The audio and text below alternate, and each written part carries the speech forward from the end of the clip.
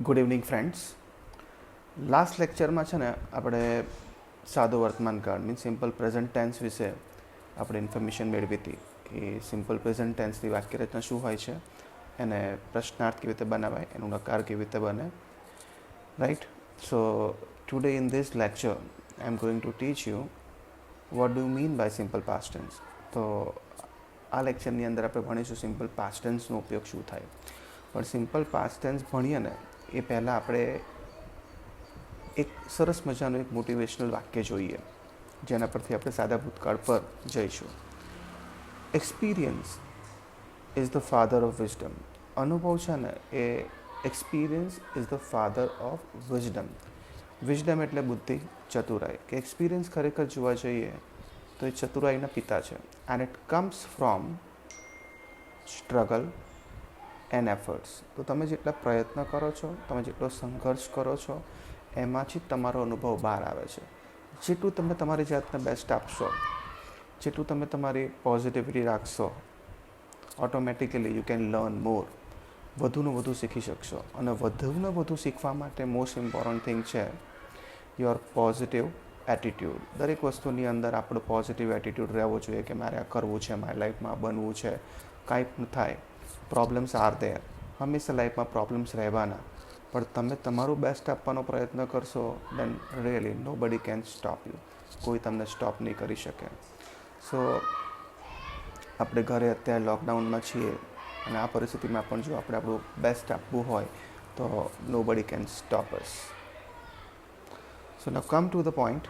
Simple past tense. તો simple past tense એટલે શું? જેમ આપણે જોયું એક્સપિરિયન્સ, કોઈ પણ વસ્તુ આપણે ભૂતકાળમાં અનુભવી લીધું, એની વિશે આપણે કાંઈ પણ વાત કરતા હોઈએ તો there we can use simple past tense. કે ભાઈ આ વસ્તુ કે આ ઘટના કે કોઈ બાબત આ સમયે ભૂતકાળમાં બની હતી, એ દર્શાવવું હશે તો we can use simple past tense. હું એમ કહું કે મેં તમને last time simple present tense ભણાવ્યો.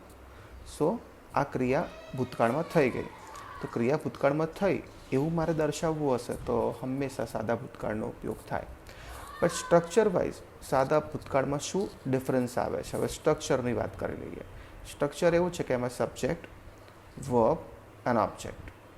પણ વર્બની અંદર શું હશે? Always when you are using simple past tense, verb two. જેમ ક્રિયાપદના જોયા જઈએ તો ટોટલ 3 સ્વરૂપ છે. પહેલું ફર્સ્ટ ફોર્મ, સેકન્ડ ફોર્મ અને થર્ડ ફોર્મ. પણ હંમેશા જ્યારે તમે સાદા ભૂતકાળનું વાક્ય લખશો તો ઓબ્વિયસલી હંમેશા સેકન્ડ વર્બનો યુઝ થાય. હવે સેકન્ડ વર્બ જેટલા તમને ઇંગ્લિશમાં વધારે આવડતા હશે એટલા તમે સાદા ભૂતકાળના વાક્યો વધુ સારી રીતે બનાવી શકશો. મેં જોયું છે વિદ્યાર્થીઓને હંમેશા સાદા ભૂતકાળના વાક્ય બનાવવામાં તકલીફ ક્યાં પડે છે? Because they are not aware with the second verb. કારણ કે સેકન્ડ વર્બ જ ખબર નથી હોતી. ઘણા તેમ કે કોઈ ક્રિયાપદના સેકન્ડ ફોર્મ ઈડી લગાડો એટલે સાદો ભૂતકાળ બની જાય, એવું નથી હોતું. ક્રિયાપદમાં ફર્સ્ટ, સેકન્ડ અને થર્ડ ફોર્મ. તો સેકન્ડ અને થર્ડ ફોર્મ આપણને મોઢે હોવા જોઈએ. એ જેટલું જેમ તમે ગૂગલ સર્ચ કરો તમને આખું લિસ્ટ મળી જશે. First form, second form, third form. Okay, ચલો તો આપણે એનું સ્ટ્રક્ચર જોઈ લઈએ. પહેલાં સ્ટ્રક્ચર એનું છે સબ્જેક્ટ, પછી વર્બ ટુ અને ઓબ્જેક્ટ. જેમ કે પ્લે હોય તો પ્લેનું સેકન્ડ ફોર્મ થાય પ્લેડ. ગો હોય તો સેકન્ડ ફોર્મ થાય વેન્ટ. કમ હોય તો સેકન્ડ ફોર્મ થાય કેમ. તો જે ક્રિયાપદના સેકન્ડ ફોર્મ તમને જેટલા ખબર હશે તો it becomes very easy for you to understand simple past tense. Simple past tense ભણવો બહુ સરળ થઈ જાય. સ્ટુડન્ટ્સને ખબર કેમ નથી? Because the reason is that જ્યારે તમે વાંચો છો ત્યારે first form, second form, third ફોર્મને ડિફરન્શિએટ કરો. રીડિંગ કરો ત્યારે પણ જુઓ કે કયા કાર્ડનો કઈ જગ્યાએ ક્યાં ઉપયોગ થાય છે. ઓટોમેટિકલી તમને ટેન્સનું મહત્ત્વ સમજાવવા લાગશે. નહીં તો અનનેસેસરીલી તમે ટેન્સ થઈ જશો, સમજાશે નહીં, સ્ટ્રેસ અને ટેન્શન વધશે કે કહેવા શું માગે છે, ખબર ન પડી. ઓકે, લાસ્ટ ટાઈમ પણ મેં કીધું હતું તમને કે ટેન્સીસ છે ને સમજવામાં સરળ જ છે actually. It will not get you will not get tense. તમે ટેન્સ નહીં થઈ જાઓ. જો એને તમે વ્યવસ્થિત સમજશો ઓટોમેટિકલી ટેન્સ ઇઝી છે સમજવામાં. ચલો તો સૌથી પહેલી વસ્તુ આપણે વાક્યરચના જોઈ લઈએ. સબ્જેક્ટ, વર્બ ટુ અને object. Let's see the example. First example લઈએ. અમે આ બાબતને સમજ્યા. તો અમે આ બાબતને સમજ્યા. વી અન્ડરસ્ટેન્ડ. હવે અન્ડરસ્ટેન્ડ છે ને ફર્સ્ટ ફોર્મ છે, પણ સાદા ભૂતકાળમાં તમે જો અન્ડરસ્ટેન્ડનું અન્ડરસ્ટૂડ કરો તો જ વાક્ય સાચું. સો ધ કરેક્ટ આન્સર ઇઝ અમે આ વાક્યને સમજ્યા. સમજ્યા મીન્સ ભૂતકાળ થઈ ગયું. તો અન્ડરસ્ટેન્ડનું સેકન્ડ ફોર્મ થાય અન્ડરસ્ટૂડ. વી અન્ડરસ્ટૂડ ધીઝ સેન્ટેન્સ. તો આ વસ્તુ તમારે બહુ જ ક્લિયરલી યાદ રાખવી પડશે કે વર્બનું સેકન્ડ જે ફોર્મ હોય છે એ તમને જો ખબર હશે તો સાદા ભૂતકાળના મેક્સિમમ વાક્ય તમે બનાવી શકશો. Let's see. અમે નવો મોબાઈલ ખરીદ્યો. We purchased a new mobile phone. તો પરચેઝ ફર્સ્ટ ફોર્મ છે અને એનું સેકન્ડ ફોર્મ થાય પરચેઝડ. ઈડી લાગશે. હવે ઘણા ક્રિયાપદને ઈડી લાગે છે અને ઘણાને નથી લાગતું, પણ તમને જો ક્રિયાપદના ફર્સ્ટ ફોર્મ, સેકન્ડ ફોર્મ ને થર્ડ ફોર્મ, જનરલી તમે 7મા 8મામાં એના ફર્સ્ટ, સેકન્ડ, થર્ડ ફોર્મ ભણ્યા હતા, અને જો એ ખબર ના હોય તો ગૂગલ સર્ચ કરશો તો તમને એના મોટા ભાગનું આખું લિસ્ટ પણ મળી જશે. જેમ ઘણી બધી વસ્તુઓ માટે આપણે ગૂગલ કરતા હોઈએ છીએ, એમ સૌથી વધારે ગૂગલ ગોડનો ઉપયોગ તમે તમારા નોલેજ મેળવવા માટે કરો તો લાઈફમાં ક્યાંક પહોંચી જશે. અને એક વસ્તુ કહું કે અત્યારનો જે સમય છે ને, ઇટ ઇઝ લાઈક કે તમારી પાસે નોલેજ છે, પણ એ નોલેજનો તમે કેટલો ઉપયોગ કરેલો છે, એ નોલેજને કેટલું પચાવ્યું છે, that will make you a successful personality. એ તમને એક સફળ વ્યક્તિત્વ આપી શકશે. નહીં તો કેવું થાય કે લોકો પાસે પર્સન્ટેજ બહુ જ હોય, પણ પર્સન્ટેજ ખાલી આ દુનિયાની અંદર બધું નથી. ઓકે, પર્સન્ટેજ એમ કહેવાય ને કે is not the real indicator of one's knowledge. Percentage એ વ્યક્તિના નોલેજનું સંપૂર્ણ ઇન્ડિકેટર ન કહી શકાય. એના માટે આપણે એક્સ્ટ્રા એફર્ટ્સ આપવા પડશે. So next example. મેં એક નવી ડીવીડી ખરીદી. આઈ બાય. હવે બાયનું તમે સેકન્ડ ફોર્મ લખો તો તમારું સેન્ટેન્સ સાચું. આઈ બોટ અ ન્યૂ ડીવીડી. તો જેટલા તમને સેકન્ડ ફોર્મ વધારે ખબર હશે, તમારું સાદો ભૂતકાળ એટલો વધારે ક્લિયર હશે. નહીં તો તમે ભૂલ કરશો, બાયનું કોઈ બાઇડ લખશો, that is wrong. BUY second form થાય બોટ. બીજું એક્ઝામ્પલ જોઈએ. અમે અમારું હોમવર્ક કર્યું. We completed hour homework. હવે અમારું હોમવર્ક કર્યું. હવે જો તમે કરવું, ડુ સેકન્ડ ફોર્મ થાય ડીડ અને થર્ડ ફોર્મ થાય ડન. તો જો એમ તમે વાક્યમાં કહેવા માંગતા હો કે અમે અમારું હોમવર્ક પૂરું કર્યું, તો કમ્પ્લીટનું સેકન્ડ ફોર્મ કમ્પ્લીટેડ. પણ તમે એમ કર્યું કે અમે હોમવર્ક કર્યું, તો you can write we did our homework. હવે તમે એમ કહો કે અમે અમારું હોમવર્ક લખ્યું, તો લખવાનું સેકન્ડ ફોર્મ શું થશે? રાઇટ નહીં થાય, ફર્સ્ટ ફોર્મ છે. સેકન્ડ ફોર્મ થશે રોટ અને થર્ડ ફોર્મ થાય રિટન. હવે સાદો ભૂતકાળ છે તો generally we have to use the second form only. એમાં સેકન્ડ ફોર્મ જ આવશે. તો અમે અમારું હોમવર્ક લખ્યું, તો વી રોટ અવર હોમવર્ક. ખ્યાલ આવ્યો? તો સૌથી આ વસ્તુ તમારે મગજ અને મન બહુ જ ક્લિયર કરવાની છે કે ફર્સ્ટ ફોર્મ અને સેકન્ડ ફોર્મ. થર્ડ ફોર્મ આપણે યુઝ કરીશું જ્યારે આપણે એને પૂર્ણ કાળો ભણીશું, when we will study perfect tenses. જેટલા પણ પરફેક્ટ ટેન્સ ભણીશું ત્યાં આપણને વધારે આમાં ડિટેલમાં ખબર પડશે. પણ અત્યારે બેઝિક ટેન્સ લઈ લઈએ, સાદો વર્તમાનકાળ, સાદો ભૂતકાળ, સાદો ભવિષ્યકાળ, so that you have a complete understanding about tenses. હવે નેક્સ્ટ એક્ઝામ્પલ જોઈએ આપણે. વાક્યનું નકાર બનાવવું અને પ્રશ્નાર્થ બનાવવું. તો દરેક કાળની અંદર આ વસ્તુ યાદ રાખવાની છે કે નકાર અને પ્રશ્નાર્થ દરેક કાળની અંદર બને છે. તો ચલો હવે સૌથી પહેલાં આપણે એને પ્રશ્નાર્થ કેવી રીતે બનાવીશું. તો જો સાદા ભૂતકાળનું પ્રશ્નાર્થ બનાવવું હશે તો your sentence will generally start with the subject. No, સબ્જેક્ટથી સ્ટાર્ટ નહીં થાય. હંમેશા યાદ રાખો, પ્રશ્નાર્થ વાક્ય હોય ને એટલે હંમેશા ક્રિયાપદ પહેલાં આવે. પણ ક્રિયાપદના પણ બે પ્રકાર હોય છે, તો સહાયકારક ક્રિયાપદ અને મૂળ ક્રિયાપદ. તો જ્યારે પ્રશ્નાર્થ બનાવો એટલે હંમેશા પહેલાં સહાયકારક ક્રિયાપદ લખવું પડે. સો સાદા ભૂતકાળની અંદર સૌથી પહેલાં ડીડ લખવું પડશે, પછી કર્તા, પછી ક્રિયાપદનું મૂળ રૂપ પ્લસ અન્ય શબ્દ. મીન્સ પહેલાં ડીડ લખો, સબ્જેક્ટ, પછી verb 1 plus other words and question mark. જેમ કે તમે આ મુદ્દાને સમજ્યા, યુ અન્ડરસ્ટુડ ધીસ પોઈન્ટ. હવે એનું પ્રશ્નાર્થ કરવું હોય કે શું તમે આ મુદ્દાને સમજ્યા? મેં પ્રશ્ન પૂછ્યો, હા કે નામાં જવાબ આવે એનો. તો એનું પ્રશ્નાર્થ થશે did you understand this point. Question mark. તમે એમ ના કરી શકો કે did you understood this point, A wrong થઈ જશે. તમે આગળ ડીડ લખ્યું તો ફોલોડ બાય ફર્સ્ટ ફોર્મ, તો ડીડ સાથે હંમેશા ફર્સ્ટ ફોર્મ આવશે કર્તા સાથે. જેમ કે 2-3 એક્ઝામ્પલ જોઈએ. Did you went there. હવે આ વાક્ય સાચું કે ખોટું? આ વાક્ય સંપૂર્ણપણે ખોટું છે. Did you go there. તમે હોમવર્ક લખ્યું. Did you write the homework? સાચું. But did you wrote the homework? ખોટું. So this is the way you can make the sentences interrogative. આવી રીતે ઇન્ટ્રોગેટિવ સેન્ટેન્સ તમે બનાવી શકો, એટલે કે વાક્ય પ્રશ્નાર્થ બનાવી શકાય.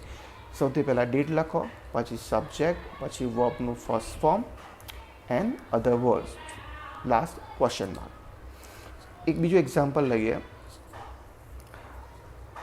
તેણે બૂમો પાડી. He shouted. હવે એનું પ્રશ્નાર્થ કરીએ તો શું થશે? Did he shout? Question mark. એક વસ્તુ સમજી લો કે ડીડ મૂકશો એટલે હંમેશા કયું ક્રિયાપદ આવશે? ફર્સ્ટ ફોર્મ, અને છેલ્લે ક્વેશ્ચન માર્ક. હવે એ જ પ્રમાણે જો વાક્યનું તમારે નકાર કરવું હોય તો the pattern would be the same. એની અંદર નકાર વાક્ય હોય તો પહેલાં કર્તા, પછી ડીડ નોટ, પછી વર્બ 1 અને અન્ય શબ્દ. હું આ મુદ્દાને ન સમજો. હવે હું એમ કહું હું આ મુદ્દાને સમજો તો તમે એમ કહેશો આઈ અન્ડરસ્ટુડ ધીસ પોઈન્ટ, પણ આ મુદ્દાને નથી સમજો તો તમારે વાક્યમાં ડીડ નોટ ઉમેરવું પડે. I did not understand this point. અમે હોમવર્ક પૂરું કર્યું.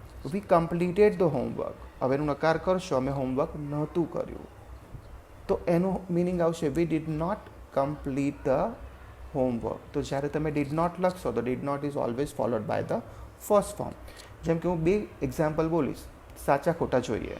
વી did not went there. This is completely wrong example. આ રોંગ છે. We did not plus first form, તો ડીડ નોટ પછી મૂળરૂપ આવશે we did not go there. I did not played cricket. હવે I did not played cricket wrong છે. I did not play cricket. So did not is always followed by first form. એના 1-2 example જોઈએ. તમે એનું પ્રશ્નાર્થ નકાર જાતે બનાવો. હું એનું પ્રશ્નાર્થ નકાર બોલીશ. Let's see. પહેલું એક્ઝામ્પલ જોઈએ. તે ગઈકાલે આરટીઓ ઓફિસ ગયો. He went to RTO office yesterday. હવે આનું પ્રશ્નાર્થ કરીએ. Did he go to RTO office yesterday? Question mark. આનું નકાર કરશો તો he did not go to RTO office yesterday. Now, let's see one more example. તે તેના મિત્રને મળ્યો. He met his friend. હવે મીટનું સેકન્ડ ફોર્મ થાય met. He met his friend. હવે એનું આપણે જો પ્રશ્નાર્થ કરીએ તો શું લખાશે? Did he meet his friend? કેમ કે તમે આગળ did લખ્યું તો did પછી કરતા જોડે મૂળ રૂપ જ આવશે. અને નકાર લખીએ. He did not meet his friend. તે તેના ફ્રેન્ડને મળ્યો નહીં. So in this way simple past tense can be use. આવી રીતે સિમ્પલ પાસ્ટ ટેન્સ તમે યુઝ કરી શકો. બસ મોસ્ટ ઇમ્પોર્ટન્ટ થિંગ છે કે તમે જ્યારે પણ સિમ્પલ પાસ્ટ ટેન્સ યુઝ કરો ને એના અંદર હંમેશા 2 બાબતનું ધ્યાન રાખવાનું કે જ્યારે તમે સહાયકારક ક્રિયાપદ યુઝ કરો તો એના જોડે સહાયકારક ક્રિયાપદ કહું ડીડ એ યુઝ કરો તો એના જોડે હંમેશા મૂળરૂપ લખવું. અને ખાલી ક્રિયાપદ યુઝ કરો તો એના અંદર હંમેશા ફર્સ્ટ ફોર્મ નહીં યુઝ થાય. Always you have to use second form. હવે એક બીજી બાબત, સાદા ભૂતકાળના ટુ બીના રૂપો. હવે સાદા ભૂતકાળના ટુ બીના રૂપો શું છે? જેમ વર્તમાન કાળના ટુ બીના રૂપો થાય ઇઝ, એમ, આર. સાદા ભૂતકાળના ટુ બીના રૂપો થાય વોઝ, વર. વોઝ અને વેર. હવે વોઝ વેર ક્યાં યુઝ થાય? એકલા વોઝ વેર ક્યાં યુઝ થાય? જ્યારે તમે વાક્યની અંદર કોઈ ક્રિયા યુઝ કરતા નથી, તમે તમારા અસ્તિત્વની વાત કરો છો કે હું ગઈકાલે ક્લાસમાં હતો. હવે આ વાક્યમાં કોઈ ક્રિયા નથી, તો જો ક્રિયા વગરના વાક્ય હશે તો ત્યાં વોઝ વેર આવશે કે I was there in the class yesterday. I was there in the class yesterday. I was there. Was કેમ યુઝ કર્યું? આમાં ક્રિયા નથી. પણ હું એમ કહું કે મેં લેક્ચર અટેન્ડ કર્યો. આઈ અટેન્ડેડ અ લેક્ચર. હવે આની અંદર ક્રિયા છે. કઈ ક્રિયા છે? લેક્ચર અટેન્ડ કરવાની. તો અટેન્ડનું સેકન્ડ ફોર્મ થાય અટેન્ડેડ. હવે એમ લખીએ કે ભારત એક મહાન દેશ છે. તો India is a great country. હવે આમાં ટુ બીનું રૂપ છે કે ઇન્ડિયા એક મહાન દેશ છે, ઇન્ડિયા એક મહાન દેશ હતો અને રહેશે. હવે જો તમે હતો એમ કહેવા માંગો તો India was a great country, India એક મહાન દેશ છે, India is a great country. બંનેમાં ડિફરન્સ એ કહેવા માંગો તો હતો અને છે. તો જેના અંદર ક્રિયા નથી પણ અસ્તિત્વ છે એવી વાત કરવી હોય તો એવા વાક્યની અંદર ક્રિયાપદો નહીં આવે. એના અંદર કાં તો ઇઝેમર કાં તો વોઝવેર આવશે. ઇઝેમર વર્તમાન કાળ માટે, વોઝવેર પાસ્ટ ટેન્સ માટે. તે હોશિયાર હતો અને તે હોશિયાર છે. બંને વાક્યમાં ક્રિયા નથી. તે છે અને હતો. He is clever. તે હોશિયાર છે, તે હોશિયાર હતો. હી વોઝ ક્લેવર. તો આ વસ્તુ તમારે બહુ જ સિમ્પલી સમજવાની છે, ક્રિયાપદ વગરના વાક્ય અને ક્રિયાપદવાળા વાક્ય. સો ઇન ધીસ વે જ્યારે તમને એક્ઝામમાં ટેન્સીસનું કન્વર્ઝન પૂછાય, ટેક્સ્ટ તમને એમ કે વર્તમાન કાળમાંથી ભૂતકાળમાં લઈ જાઓ, so at that point of time you have to keep all this thing in your mind કે તમને ટાર્ગેટ ટેક્સ્ટમાં તમને ભૂતકાળમાં લઈ જવાનું હોય તો ઇઝેમારનું વોઝવેર કરવું પડે. ડુ નોટ આપી હોય તો એનું ભૂતકાળ કરશો તો ડીડ નોટ થાય, પણ ડુ નોટ કે ડીડ નોટ લખશો તો ક્રિયાપદનું એના પાછળ મૂળ રૂપ જ આવશે. ઓકે, પણ ક્રિયાપદનું વર્તમાન કાળનું રૂપ આપી હોય અને તમારે એનું સેકન્ડ ફોર્મ કરવાનું હોય તો હંમેશા ક્રિયાપદનું સેકન્ડ ફોર્મ યુઝ થશે. So I hope you have understood simple past tense easily. Next time આપણે સાદો ભવિષ્યકાળ, જે સાદા 3 કાળ ભણવાના હતા, આપણે પહેલો ભણ્યા વર્તમાન કાળ, સાદો ભૂતકાળ. હવે એક ટેન્સ બાકી છે સાદો ભવિષ્યકાળ. That we will learn in the next video. Thank you.